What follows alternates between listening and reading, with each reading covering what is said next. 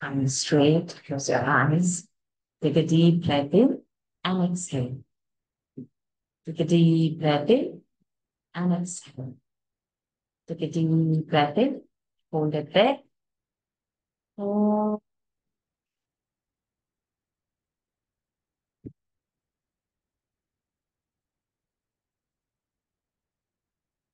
Hold.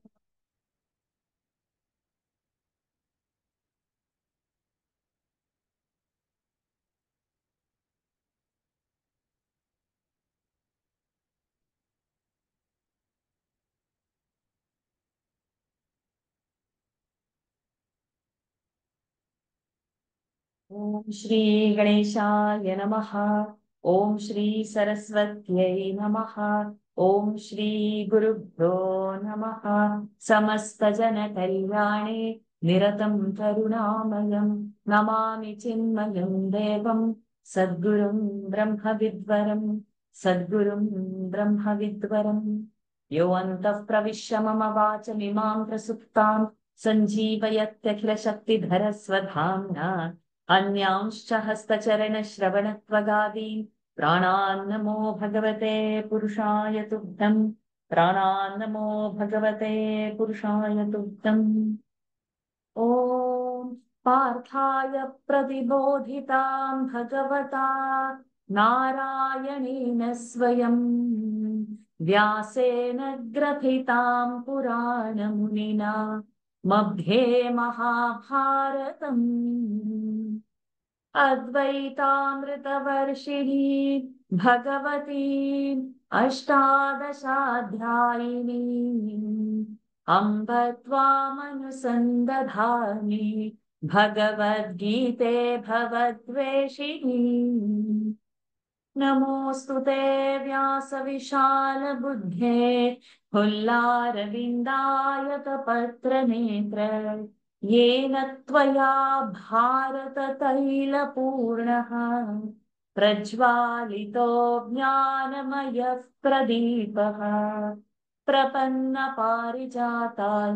स्तोत्रवेत्रैकपाणये ज्ञानमुद्राय कृष्णाय गीतामृतदुहे नमः।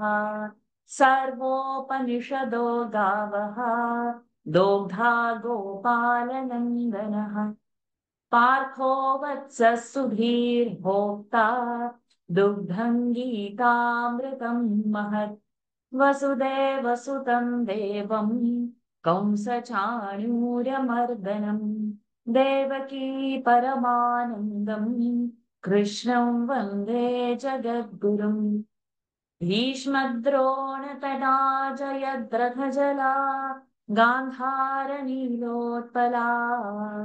शल्यग्राहवती कृपेण वहनी कर्णेन वेलाकुला अश्वत्थामविकर्णघोरमकरा दुर्योधनावर्तिनी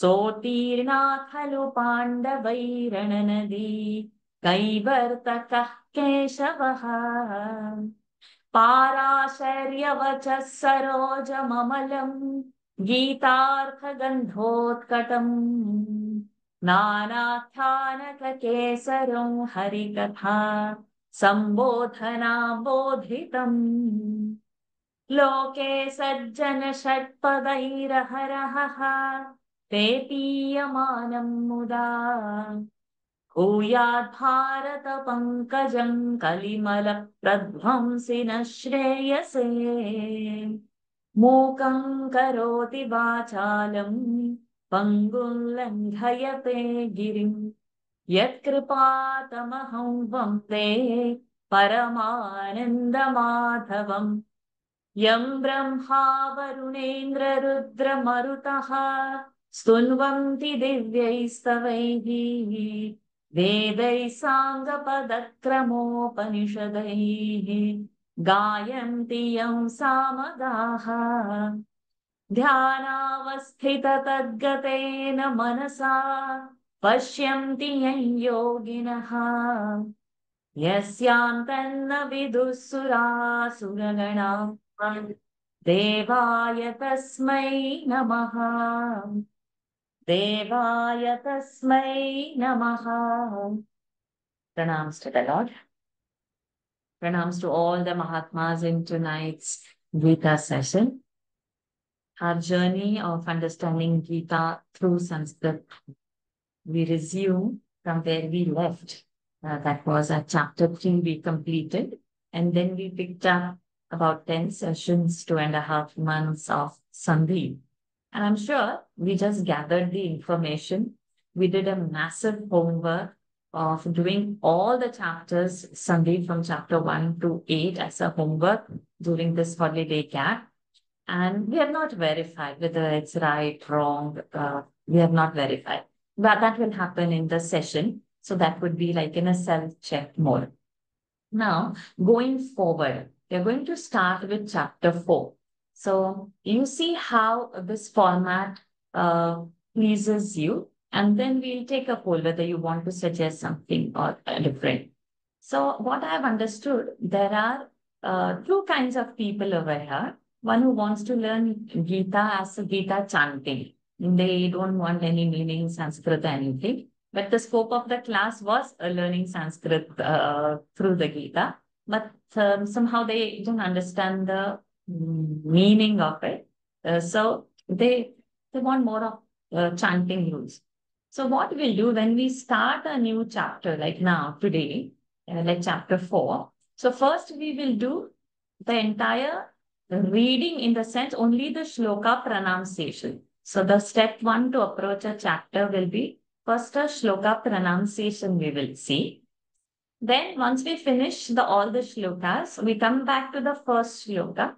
Then we get into the Sanskrit part of it.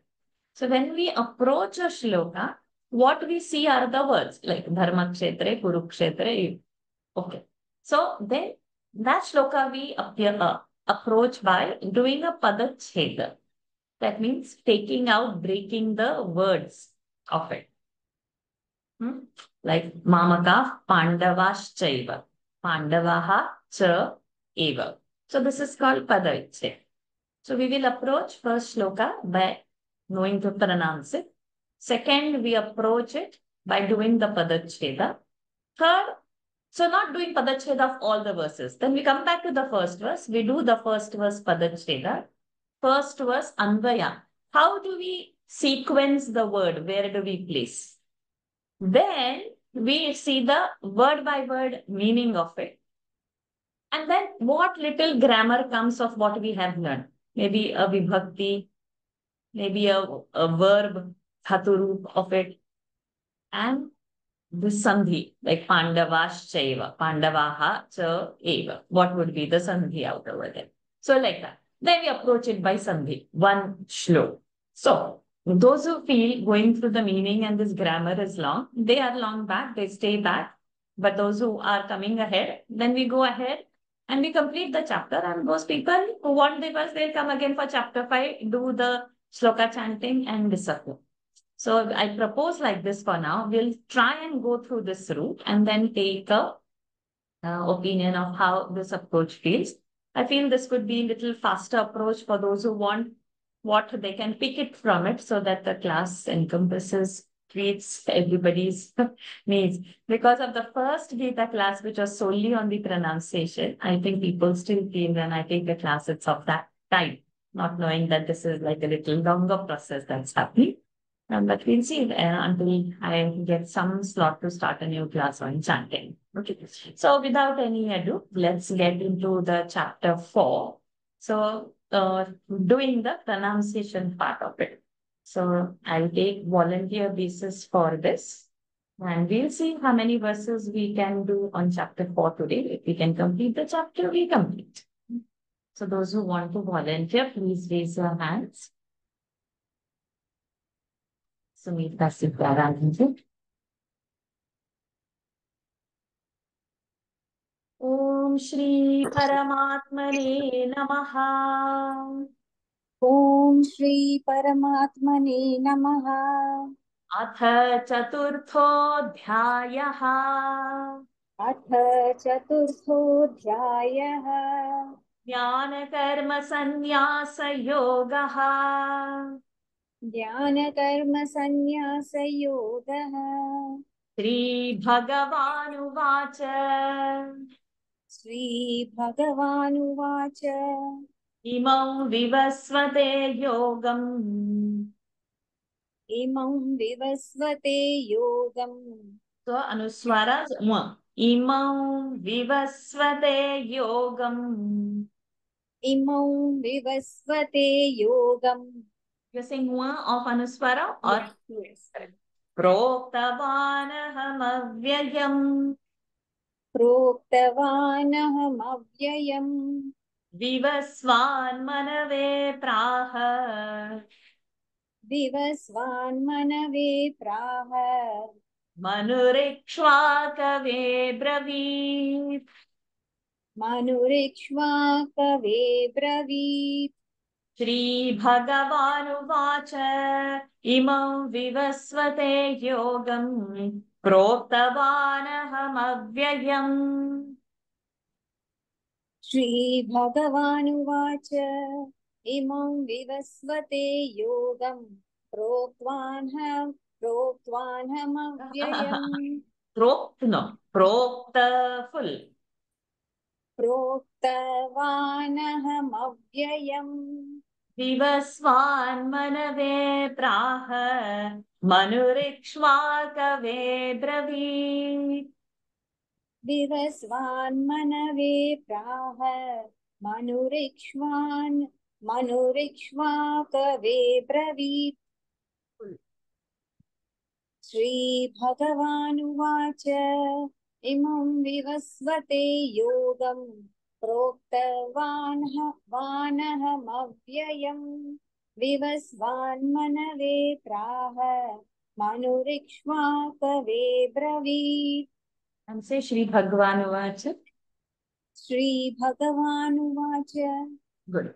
Shri Bhagavanuvacha imam vivasvate yogam प्रोक्तवानहमव्ययम् विवस्वान् मनवे प्राह मनुरिक्ष्वाकवे ब्रवीत् एवं परम्परा प्राप्तम् एवं परम्परा प्राप्तम् इमौ राजर्षयो विदुः इमौ राजर्षयो विदुः सकाले नेह महता सकाले नेह महता योगो नष्टः परन्तप योगो नष्टः परन्तप एवं परम्परा प्राप्तम् इमौ राजर्षयो विदुः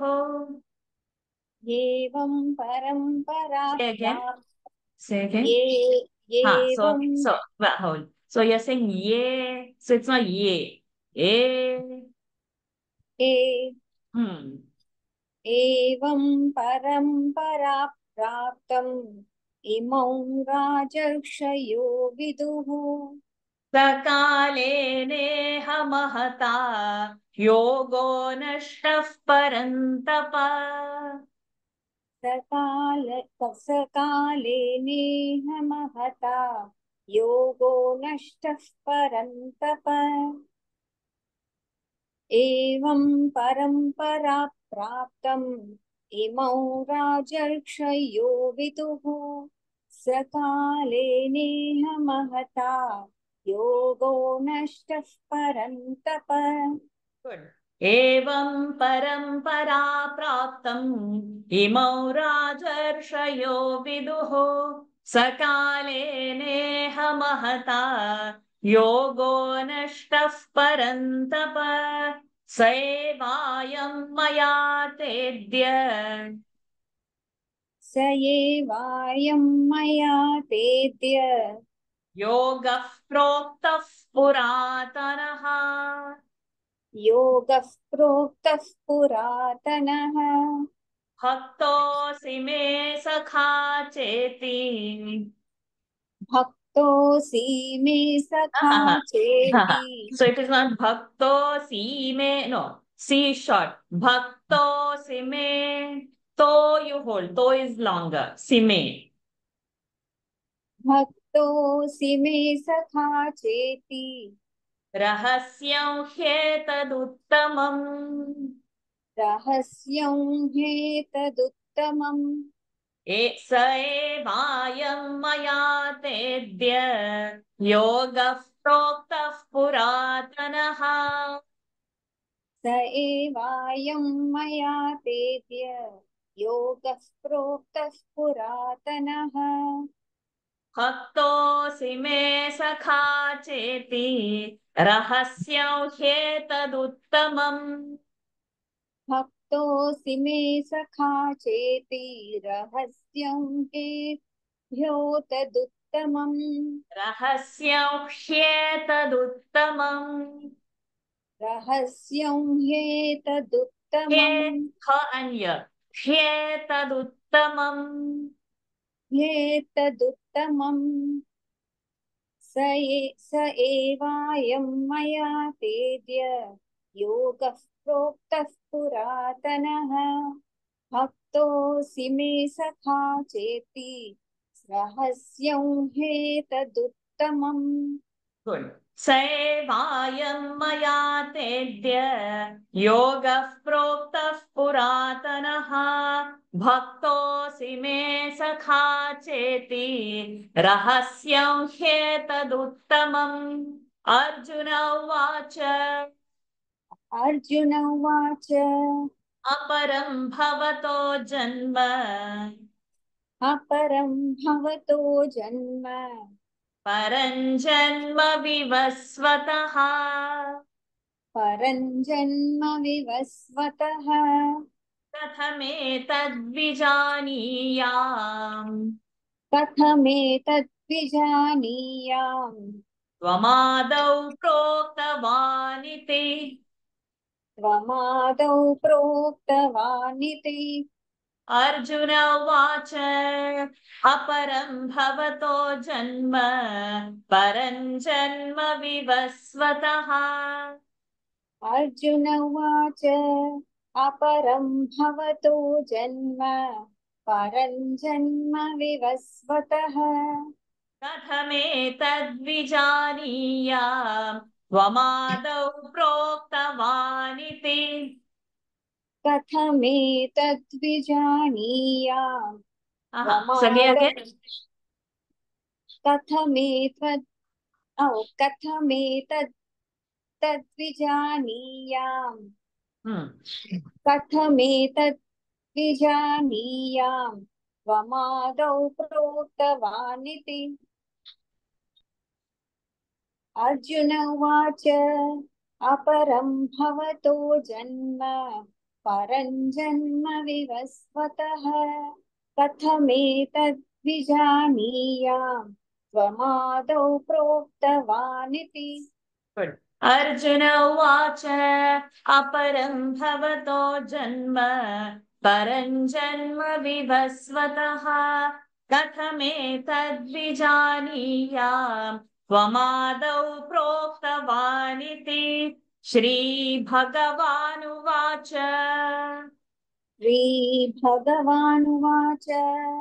बहूनि मे व्यतीतानि बहुनि मे हू त्वतीतानि दीर्घ नी शॉर्ट बहूनि मे बहूनि मे त्वतीतानि correct. So when a dirgha comes, if we hold that longer, the following rasva we have to do quickly. Then that dirgha rasva is heard in our pronunciation. Bahu, nime, ni short. Nime, so me came faster. Vyati, ti is longer. Ta, ni. Ta is also held longer. Ni is cut off short. Hmm? Janmani tava charjuna. See, Janma ma is held longer because it's dirgha, a ki matra. Nitava, ni is short. So nitava is kept together. Janmani tava charjuna. जन्मानि तव चार्जुन तान्यहं वेद सर्वाणि तान्यहं वेद सर्वाणि न त्वं वेत्थ परन्तप न त्वं वेत्थ परन्तप श्रीभगवानुवाच बहु बहूनि मे व्यतीतानि जन्मानि तव चार्जुन तान्यहं वेद सर्वाणि न त्वं वेत्थ परन्तप Say the first line again. बहूनि मे व्यतीतानि जन्मानि तव चार्जुन Good. So sometimes the knee is having the tendency of going murdhani. Knee sometimes is happening. That's why I had asked you to repeat Sri Bhagavan Uvacha, or that Nakara is closer to the murdhani. Just bring the awareness to the Dhanukya. Very good. श्रीभगवानुवाच बहूनि मे व्यतीतानि जन्मानि तव चार्जुन तान्यहं वेद सर्वाणि न त्वं वेत्थ परन्तप अरुण जी अजोऽपि सन्नव्ययात्मा अजोऽपि सन्नव्यात्मा व्ययात्मा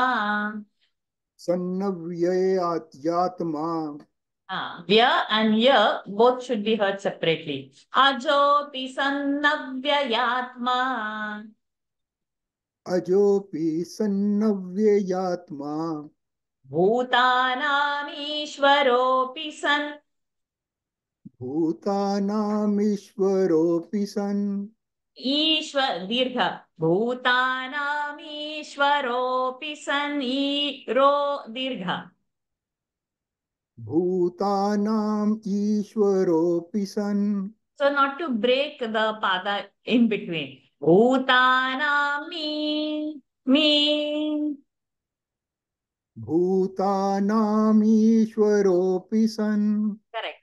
Prakrutim swamadhishthaya प्रकृतिं स्वामधिष्ठाय sambhavamyatmamaya सम्भवां यातमायया ajopi sannavyayatma bhutanamishwaropi san.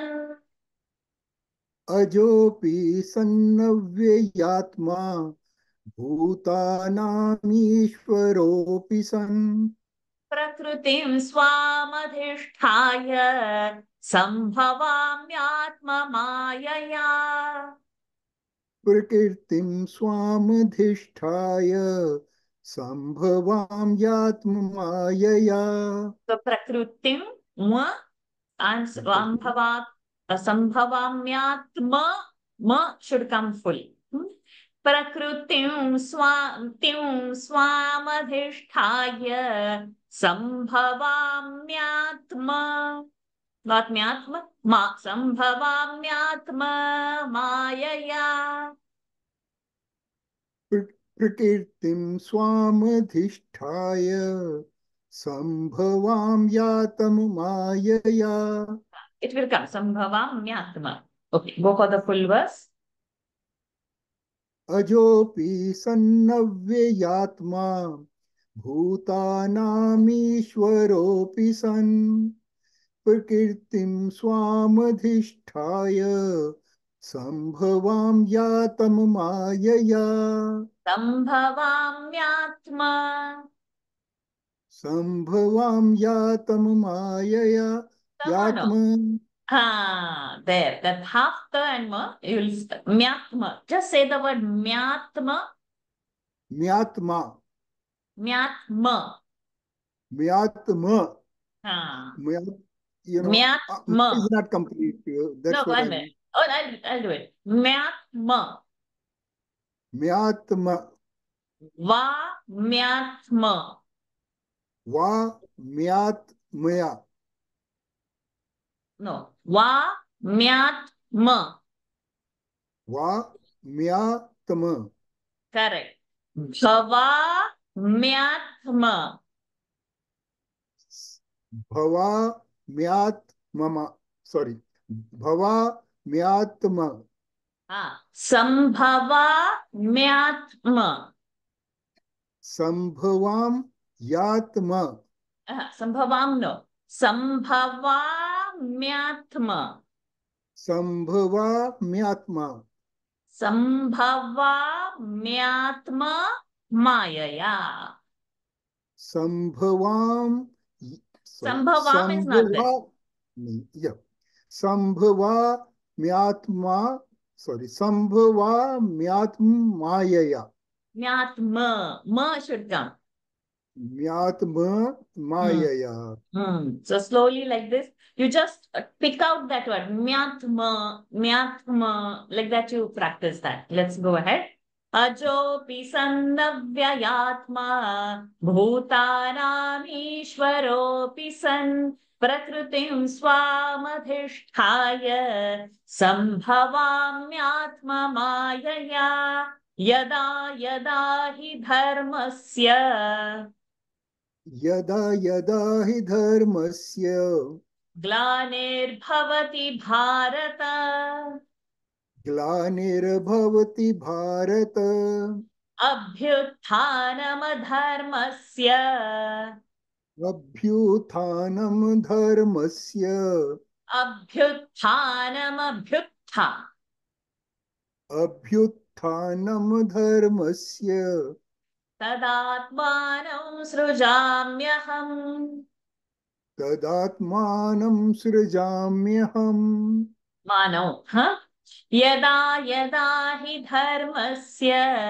ग्लानिर्भवति Bharata यदा यदा हि धर्मस्य ग्लानिर्भवति भारत ग्लानिर्भवति टी शॉर्ट नी शॉर्ट अभ्युत्थानमधर्मस्य तदात्मानं सृजाम्यहम् अभ्युत्थानं धर्मस्य अभ्युत्थानम not nam abhyuthanama because if you say ma then only that adharmasya will come but nam then it will become dharmasya gla abhyuthanama अभ्युत्थानं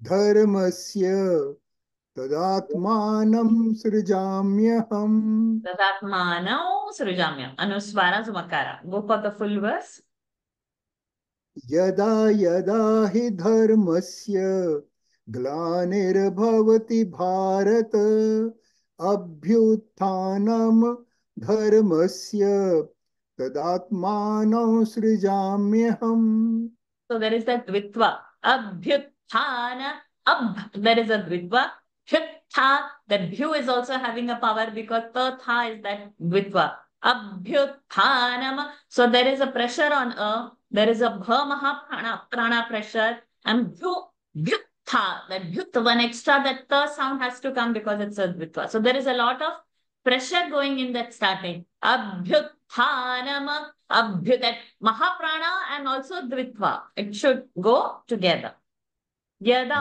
यदा हि धर्मस्य ग्लानिर्भवति भारत अभ्युत्थानमधर्मस्य तदात्मानं सृजाम्यहम् परित्राणाय साधूनां परित्रा there is a dvitva परित्राणाय साधूनां so na ana मूर्धनि परित्राणाय अणा tongue should touch the मूर्धनि परित्राणाय साधूनां विनाशाय च दुष्कृताम् विनाशाय च दुष्कृतां धर्म संस्थापनार्थाय धर्म संस्थापा सॉरी धर्म संस्थापनार्थाय धर्म संस्थापनार्थाय so संस्था and not संस्था धर्म संस्थापनार्थाय धर्म संस्थापनार्थाय संभवामि युगे युगे संभवामि युगे युगे परित्राणाय साधूनां विनाशाय च दुष्कृताम् परित्राणाय साधूनां विनाशाय च दुष्कृताम् धर्म संस्थापनार्थाय संभवामि युगे युगे धर्म संस्थापनार्थाय संभवामि युगे युगे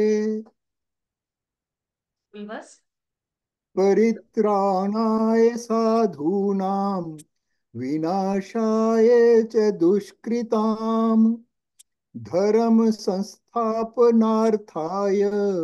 संभवामि युगे युगे धर्म धर्म धर्म धर्म परित्राणाय साधूनां विनाशाय च दुष्कृताम् धर्म संस्थापनार्थाय संभवामि युगे युगे जन्म कर्म च मे दिव्यम् so many more here, you know.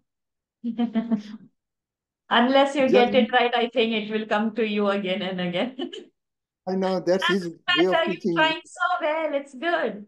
No, it's No, this is sometimes the habit of so many years, then it because the awareness was not brought there. But once you bring it awareness, it will just go away. That's it. It's not wonderful. wrong. It's not Magic, wrong. right. But it is just like because we are doing the chanting rule, I'm insisting. That's it. Okay. Janma Janam, karma cha me divyam. जन्म कर्म च मे So now दिव्यम् janama happened, no? Janma. जन्म कर्म च मे दिव्यम् एवं यो वेत्ति तत्त्वतः एवं यो वेत्ति तत्त्वतः त्यक्त्वा देहं पुनर्जन्म त्यक्त्वा देहं पुनर्जन्म नैति मामेति सोऽर्जुन नैति मामेति सोऽर्जुन जन्म कर्म च मे दिव्यम् एवं यो वेत्ति तत्त्वतः जन्म कर्म च मे जन्म दिव्यम् जन्म जन्म कर्म च मे दिव्यम् एवं यो वेत्ति तत्त्वतः त्यक्त्वा त्यक्त्वा देह sorry, yeah, you have to do the full. Yes, go ahead. Sorry. No, we haven't done the single yet. Oh, is it? Okay. I thought I missed it. त्यक्त्वा देहं पुनर्जन्म नैति मामेति सोऽर्जुन त्यक्त्वा देहं पुनर्जन्म नैति मामेति सोऽर्जुन जन्म कर्म च मे Janama, no, not janama. Janma, no half.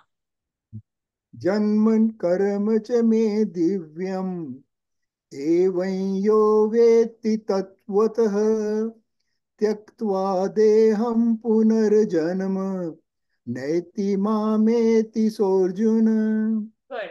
जन्म कर्म च मे दिव्यम् एवं यो वेत्ति तत्त्वतः त्यक्त्वा देहं पुनर्जन्म नैति मामेति सोऽर्जुन वीतरागभयक्रोधाः भयक्रोध there is a big part क्रोध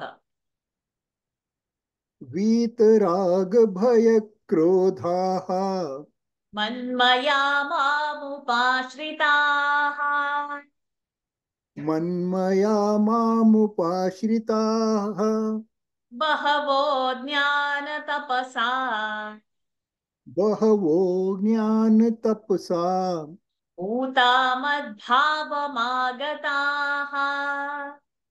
भूता मद्भावम् आगताः भूता मद्भावमागताः भूता मद्भावमागताः करेक्ट वीतरागभयक्रोधाः मन्मया मामुपाश्रिताः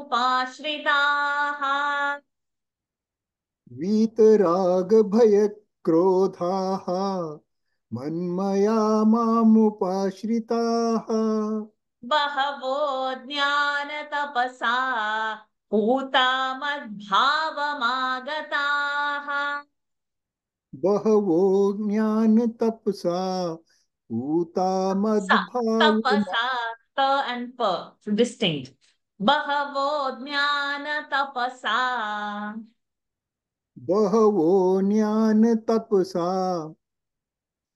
पूता मद्भावमागताः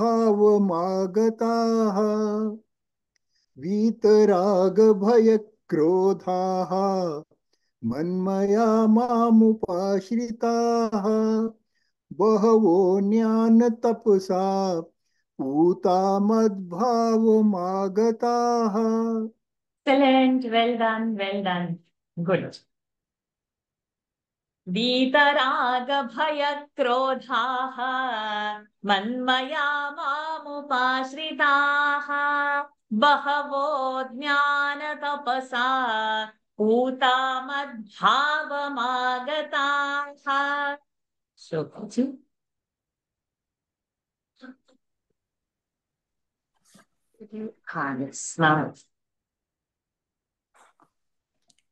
ये यथा मां प्रपद्यन्ते ये यथा मां प्रपद्यन्ते तांस्तथैव भजाम्यहम् तां तथैव भजाम्यहम् तांस्तथैव तांस्तथैव भजाम्यहम् करेक्ट मम वर्त्मानुवर्तन्ते मम वर्त्मानुवर्तन्ते मनुष्याः पार्थ सर्वशः मनुष्याः पार्थ सर्वशः try to get मूर्धनि मनुष्याः पार्थ सर्वशः so plain sh manushya it will sound मूर्धनि sh manush the sh मनुष्याः पार्थ सर्वशः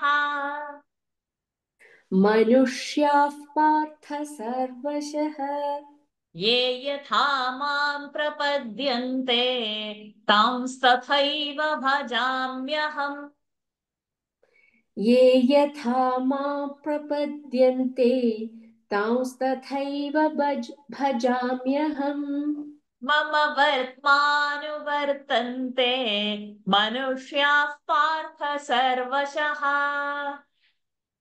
मम वर्त्मानुवर्तन्ते मनुष्याः पार्थ सर्वशः ये यथा मां प्रपद्यन्ते तांस्तथैव भजाम्यहम् मम वर्त्मानुवर्तन्ते मनुष्याः पार्थ सर्वशः काङ्क्षन्तः कर्मणां सिद्धिम् काङ्क्षन्तः कर्मणां सिद्धिम् यजन्त इह देवताः यजन्त इह देवताः क्षिप्रौ हि मानुषे लोके क्षिप्रौ हि मानुषे लोके सिद्धिर्भवति कर्मजा सिद्धिर्भवति कर्मजा काङ्क्षन्तः कर्मणां सिद्धिं यजन्त इह देवताः काङ्क्षन्तः कर्मणां सिद्धिं यजन्त इह देवताः क्षिप्रौ हि मानुषे लोके सिद्धिर्भवति कर्मजा क्षिप्रौ हि मानुषे लोके सिद्धिर्भवति कर्मजा काङ्क्षन्तः कर्मणां सिद्धिं यजन्त इह देवताः क्षिप्रौ हि मानुषे लोके सिद्धिर्भवति कर्मजा काङ्क्षन्तः कर्मणां सिद्धिं यजन्त इह देवताः क्षिप्रं हि मानुषे लोके सिद्धिर्भवति कर्मजा चातुर्वर्ण्यं मया सृष्टम् चातुर्वर्ण्यं मया सृष्टम् गुणकर्म विभागशः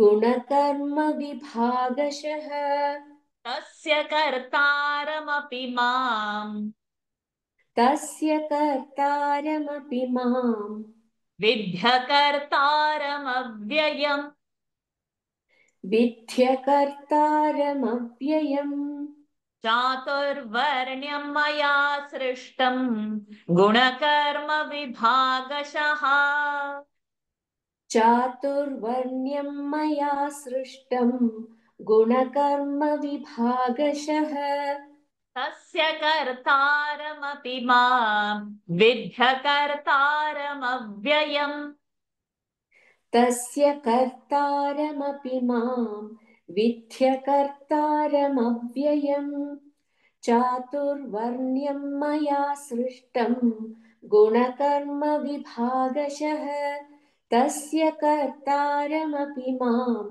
विद्यकर्तारमव्ययम् चातुर्वर्ण्यं मया सृष्टम् गुणकर्म विभागशः तस्य कर्तारमपि माम् विद्यकर्तारमव्ययम् न मां कर्माणि लिम्पन्ते न मां कर्माणि लिम्पन्ति न मे कर्मफले स्पृहा न मे कर्मफले स्पृहा इति मायोऽभिजानाति इति मायोऽभिजानाति कर्मभिर्न स बध्यते कर्मभिर्न स बध्यते न मां कर्माणि लिम्पन्ति न मे कर्मफले स्पृहा न मां कर्माणि लिम्पन्ति न मे कर्मफले स्पृहा इति मायोऽभिजानाति कर्मभिर्न स बध्यते इति मायोऽभिजानाति कर्मभिर्न स बध्यते न मां कर्माणि लिम्पन्ति न मे कर्मफले स्पृहा इति मायोऽभिजानाति कर्मभिर्न स बध्यते. When you say itima, let that mayo, let it go nasal, anunasika. Itimayo bhi nasal. इति मायोऽभिजानाति कर्मभिर्न स बध्यते. Good. Namang karmani limpanti, name karma phale spruha, iti mayo bhijanati, karma bhirna sabadhyate, evam jnatva kritam karma. एवं ज्ञात्वा कृतं कर्म पूर्वैरपि मुमुक्षुभिः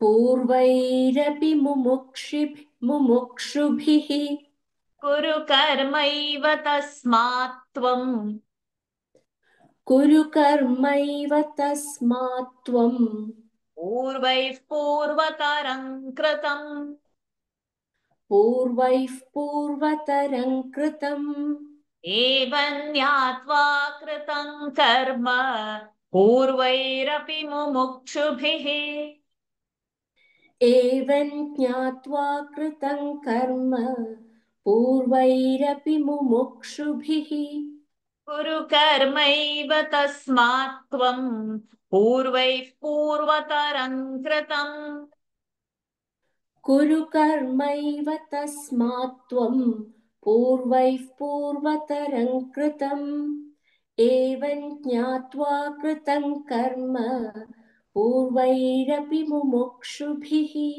कुरु कर्मैव तस्मात् त्वं पूर्वैः पूर्वतरं कृतम्. Very sweet to hear you. एवं ज्ञात्वा कृतं कर्म पूर्वैरपि मुमुक्षुभिः कुरु कर्मैव तस्मात् त्वं पूर्वैः पूर्वतरं कृतम्. राधा कृष्णन जी. किं कर्म किमकर्मेति किं कर्म किमकर्मेति कवयोऽप्यत्र मोहिताः कवयोऽप्यत्र मोहिताः तत्ते कर्म प्रवक्ष्यामि कर्म. So that is vitva. तत्ते कर्म प्रवक्ष्यामि यज्ञात्वा मोक्ष्यसे शुभात्. यज्ञात्वा मोक्ष्यसे शुभात्. किं कर्म किमकर्मेति कवयोऽप्यत्र मोहिताः किं कर्म किमकर्मेति कवयोऽप्यत्र मोहिताः तत्ते कर्म प्रवक्ष्यामि यज्ञात्वा मोक्ष्यसे शुभात्. तत्ते कर्म प्रवक्ष्यामि यज्ञात्वा मोक्ष्यसे शुभात्. किं कर्म किमकर्मेति कवयोऽप्यत्र मोहिताः तत्ते कर्म प्रवक्ष्यामि यज्ञात्वा मोक्ष्यसे शुभात्. किं कर्म किमकर्मेति कवयोऽप्यत्र मोहिताः तत्ते कर्म प्रवक्ष्यामि यज्ञात्वा मोक्ष्यसे शुभात्. कर्मणो ह्यपि बोद्धव्यम् कर्मणो ह्यविबोद्धव्यम् बोद्धव्यं च विकर्मणः बोद्धव्यम् च विकर्मणः अकर्मणश्च बोद्धव्यम्. अकर्मणश्च बोद्धव्यम् कर्मणश्च च अकर्मणश्च बोद्धव्यम्. अकर्मणश्च बोद्धव्यम्. गहना कर्मणो गतिः गहना कर्मणो गतिः कर्मणो ह्यपि बोद्धव्यम् बोद्धव्यं च विकर्मणः. कर्मणो ह्यविबोद्धव्यम् बोद्धव्यम् च विकर्मणः. अकर्मणश्च बोद्धव्यम् गहना कर्मणो गतिः. अकर्मणश्च बोद्धव्यम् गहना कर्मणो गतिः. कर्मणो ह्यविबोद्धव्यम् बोद्धव्यम् च विकर्मणः. अकर्मणश्च बोद्धव्यम् गहना कर्मणो गतिः. कर्मणो ह्यपि बोद्धव्यम् बोद्धव्यं च विकर्मणः. अकर्मणश्च बोद्धव्यम् गहना कर्मणो गतिः. कर्मण्यकर्म यः पश्येत्. तो ending. कर्मण्यकर्म यः पश्येत् अकर्मणि च कर्म यः अकर्मणि च कर्म यः स बुद्धिमान् मनुष्येषु स बुद्धिमान् मनुष्येषु स युक्तः कृत्स्नकर्म कृत्. स युक्तः कृत्स्नकर्मकृत्. कर्मण्यकर्म यः पश्येत् अकर्मणि च कर्म यः कर्मण्यकर्म यः पश्येत् अकर्मणि च कर्म यः स बुद्धिमान् मनुष्येषु स युक्तः कृत्स्नकर्म कृत्. स बुद्धिमान् मनुष्येषु सयुक्तः कृत्स्नकर्मकृत् कर्मण्यकर्म यः पश्येत् अकर्मणि च कर्म यः स बुद्धिमान् मनुष्येषु सयुक्तः कृत्स्नकर्मकृत् कर्मण्यकर्म यः पश्येत् अकर्मणि च कर्म यः स बुद्धिमान् मनुष्येषु स युक्तः कृत्स्नकर्मकृत् यस्य सर्वे समारम्भाः यस्य सर्वे समारम्भाः कामसङ्कल्पवर्जिताः कामसङ्कल्पवर्जिताः ज्ञानाग्निदग्धकर्माणम् ज्ञानाग्निदग्धकर्माणम् तमाहुः पण्डितम् बुधाः तमाहुः पण्डितम् बुधाः यस्य सर्वे समारम्भाः कामसङ्कल्पवर्जिताः यस्य सर्वे समारम्भाः कामसङ्कल्पवर्जिताः ज्ञानाग्निदग्धकर्माणम् तमाहुः पण्डितम् बुधाः ज्ञानाग्निदग्धकर्माणम् तमाहुः पण्डितम् बुधाः यस्य सर्वे समारम्भाः कामसङ्कल्पवर्जिताः ज्ञानाग्निदग्धकर्माणम् तमाहुः पण्डितम् बुधाः Excellent. यस्य सर्वे समारम्भाः कामसङ्कल्पवर्जिताः ज्ञानाग्निदग्धकर्माणम् तमाहुः पण्डितम् बुधाः त्यक्त्वा कर्मफलासङ्गम् त्यक्त्वा कर्मफलासङ्गम् नित्यतृप्तो निराश्रयः नित्यतृप्तो निराश्रयः कर्मण्यभिप्रवृत्तोऽपि कर्मण्यभिप्र इज द्वित्वा कर्मण्यभिप्रवृत्तोऽपि कर्मण्यभिप्रवृत्तोऽपि नैव किञ्चित् करोति सः नैव किञ्चित् करोति सः त्यक्त्वा कर्मफलासङ्गम् नित्यतृप्तो निराश्रयः त्यक्त्वा कर्मफलासङ्गम् नित्यतृप्तो निराश्रयः कर्मण्यभिप्रवृत्तोऽपि नैव किञ्चित् करोति सः कर्मण्यभिप्रवृत्तोऽपि नैव किञ्चित् करोति सः त्यक्त्वा कर्मफलासङ्गम् नित्यतृप्तो निराश्रयः कर्मण्यभिप्रवृत्तोऽपि नैव किञ्चित् करोति सः Excellent. त्यक्त्वा कर्मफलासङ्गम् नित्यतृप्तो निराश्रयः कर्मण्यभिप्रवृत्तोऽपि नैव किञ्चित् करोति सः Gayatri ji, please switch on your cam.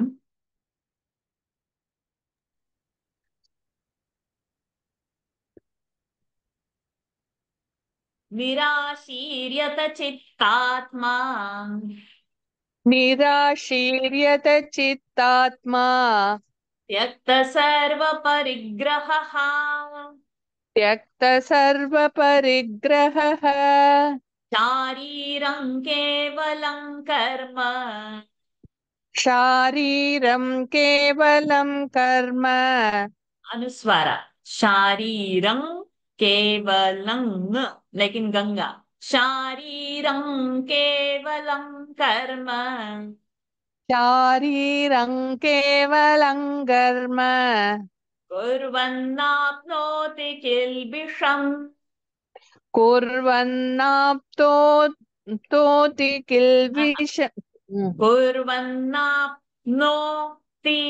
कुर्वन्नाप्नोति किल्बिषम् कुर्वन्नाप्नोति किल्बिषम् So say ku faster. Kurvan, not kurvan. Kurvan. कुर्वन्नाप्नोति किल्बिषम् Nirash.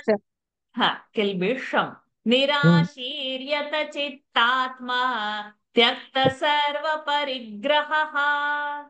निराशीर्यत चित्तात्मा त्यक्त सर्वपरिग्रहः Very good. Sharirang kevalam karma. Kurvanapnoti kilbisham. शारीरं Not केवलं shariram. शारीरं केवलं कर्म Not verb, not verb. Not anyhow, Anuswara. It is ka, right? Kevala is there, no? Shariram, after Anuswara, ka is there. So, ka vargas anunasik should come. Ka, kha, ga, gha, nga. Shariram kevalam karma. शारीरं केवलं कर्म कुर्वन्नाप्नोति किल्बिषम् Very good. Nirashiryata chittatma tyakta sarva parigraha shariram kevalam karma kurvanapnoti kilbisham yadrichalabha santushtaha. यदृच्छालाभसन्तुष्टः Labha bha mahaprana yadrichalabha santushtaha. यदृच्छालाभसन्तुष्टः द्वन्द्वातीतो विमत्सरः द्वन्द्वातीतो विमत्सरः समः सिद्धावसिद्धौ च समसिद्धावसि Samas, because next word is siddha. Samas समसिद्ध siddhavasiddhau cha.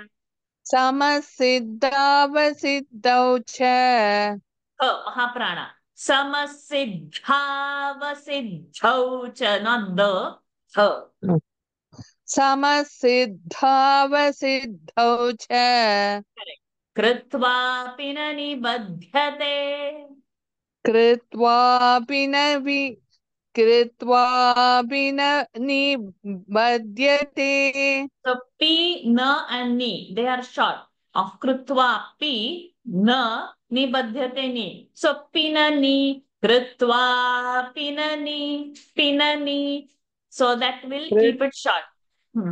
कृत्वापि न निबध्यते Correct. यदृच्छालाभसन्तुष्टः द्वन्द्वातीतो विमत्सरः. यदृच्छालाभसन्तुष्टः Let the bha have a power. यदृच्छालाभसन्तुष्टः यदृच्छालाभ यदृच्छालाभसन्तुष्टः द्वन्द्वातीतो विमत्सरः द्वन्द्वातीतो द्वन्द्वातीतो विमत्सरः समसिद्धावसिद्धौ च कृत्वापि न निबध्यते. समसिद्धावसिद्धौ च Now siddha, not siddha, siddha, dha mahaprana. समसिद्धावसिद्धौ च कृत्वापि न निबध्यते Pinani should come together to hold it short. Kritva pinani badhyate. कृत्वापि न निबध्यते Say the full stroke. यदृच्छालाभसन्तुष्टः Labha will not get accepted. Labha. यदृच्छालाभसन्तुष्टः द्वन्द्वातीतो विमत्सरः समसिद्धावसिद्धौ च Siddha, no. Siddha will not get accepted. समसिद्धा ध महाप्राण समसिद्धावसिद्धौ च सिद्धौ न सिद्धौ महाप्राण समसिद्धावसिद्धौ च समसिद्धावसिद्धौ च समसिद्धावसिद्धौ च कृत्वापि न निबध्यते Yeah, so that yadrushta labhas bha siddhavasiddhaus dha and pinani, that all this you have to practice.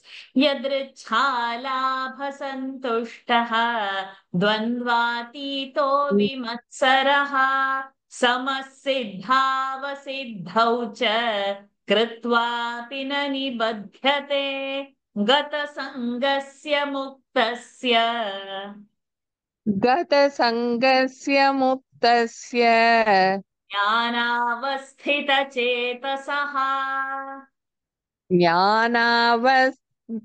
ज्ञानावस्थितचेतसः ज्ञानावस्थित ज्ञानावस्थित थि वस्तितधित महाप्राण ज्ञानावस्थितचेतसः ज्ञानावस्थितचेतसः दिथ चेतसः ज्ञानाव अवस्था you say अवस्था अवस्था थ महाप्राण should come अवस्था so अवस्था ज्ञानावस्थित ज्ञानावस्थित it will come slowly ज्ञानावस्थितचेतसः ज्ञानावस्थितचेतसः not yet यज्ञायाचरतः कर्म यज्ञायाचरतः कर्म समग्रं प्रविलीयते समग्रं प्रविलीयते गतसङ्गस्य मुक्तस्य ज्ञानावस्थितचेतसः गतसङ्गस्य मुक्तस्य ज्ञानावस्थितचेतसः यज्ञायाचरतः कर्म समग्रं प्रविलीयते यज्ञायाचरतः कर्म समग्रं प्रविलीयते ओके गतसङ्गस्य मुक्तस्य ज्ञानावस्थितचेतसः It will come slowly. It has not yet. You will slowly get it.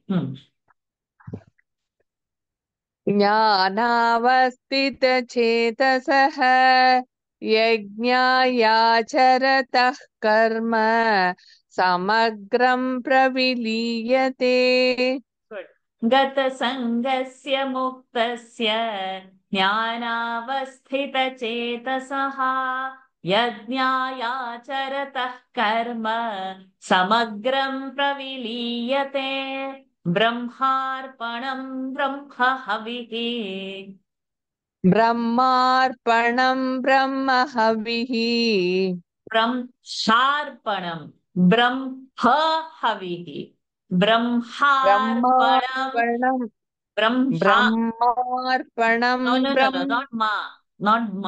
not Brahma, Brahma, Brahmarpanam, ब्रह्मार्पणं ब्रह्महविः not Brahma,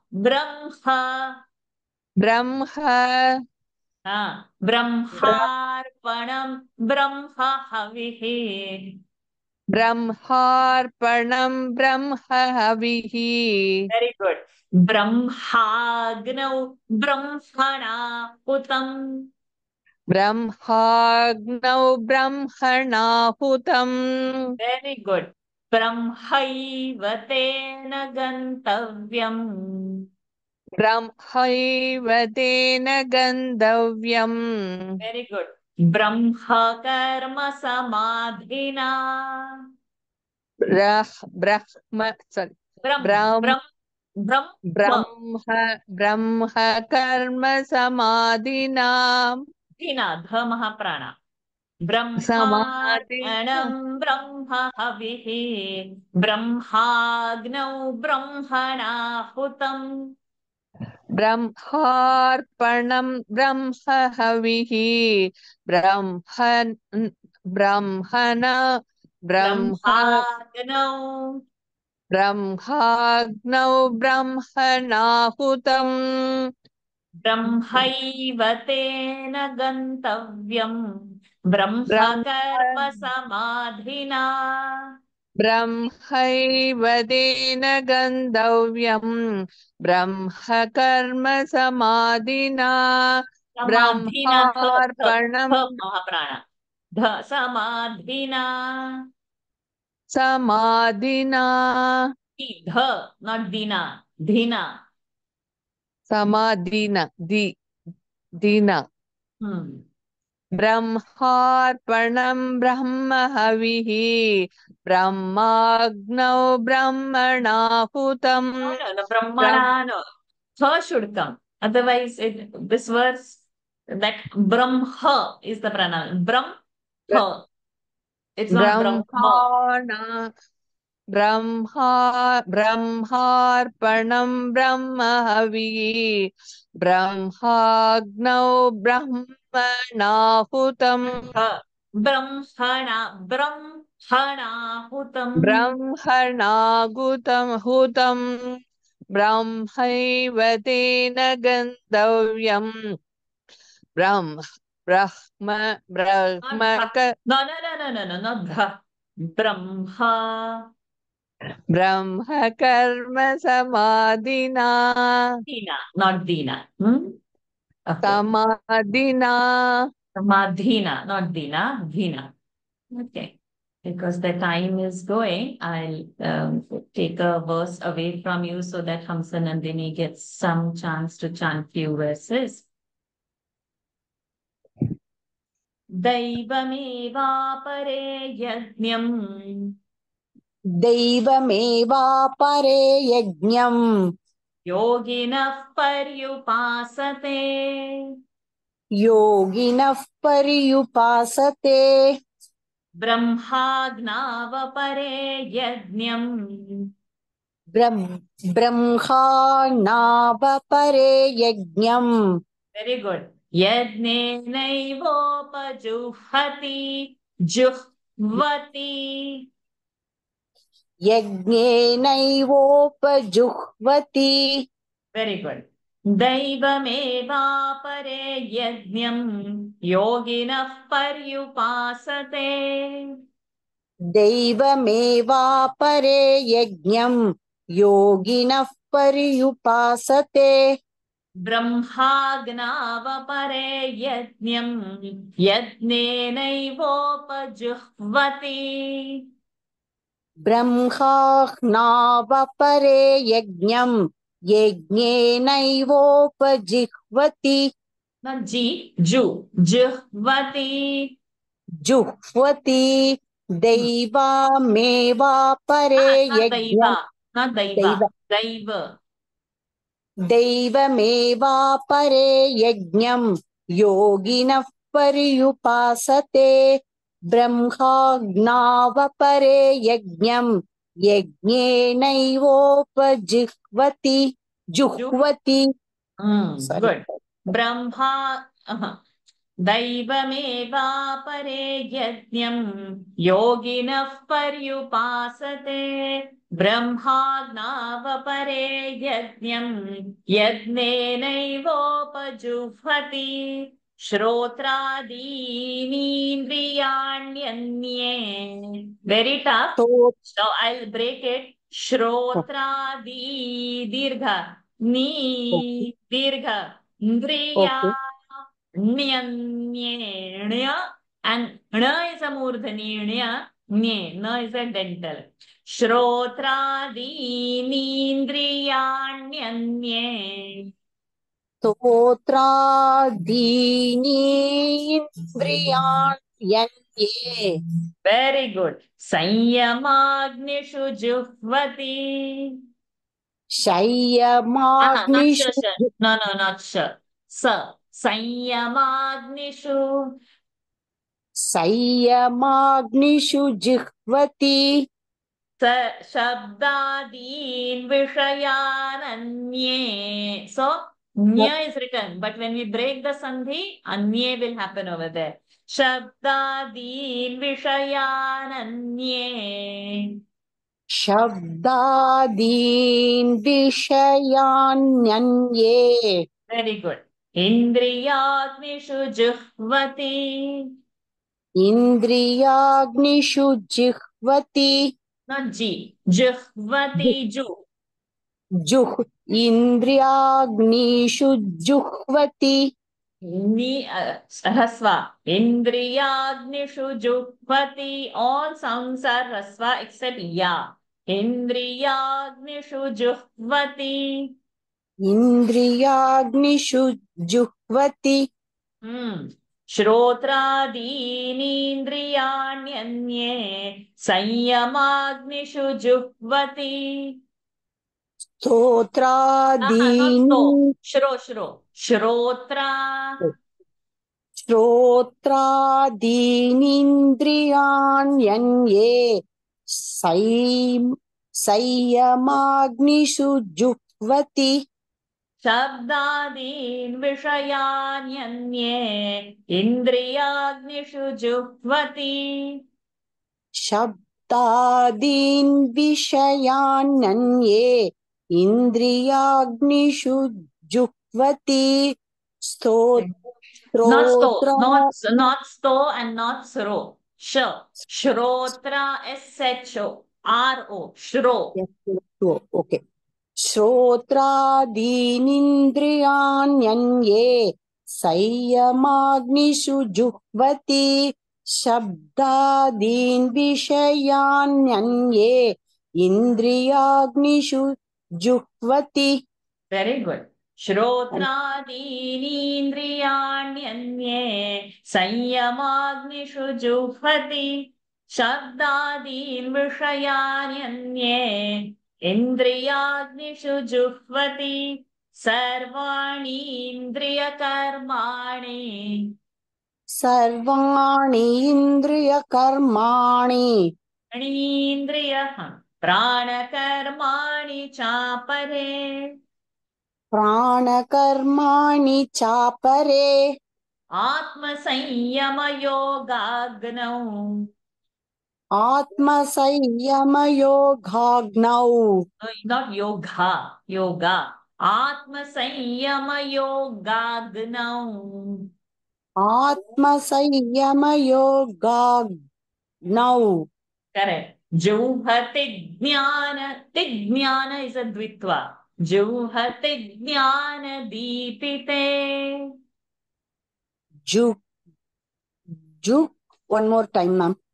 Juhati Jnana. Ti will have a pressure. Giving a pressure on a Hrasva alphabet is called the dvitva when the next word is a conjunct. So Jnana is a conjunct. Conjunct means having two consonants together. So the ja and nya are together. So tidnya will happen. Juhatidnyana deepite, giving a stress on a Hrasva alphabet before a conjunct is called a dvitva.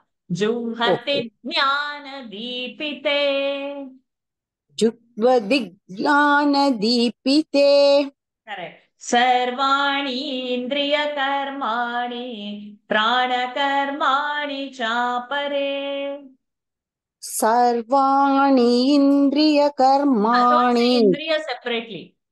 Don't say indriya separately. Ning, you take it longer. Sarvani indriya.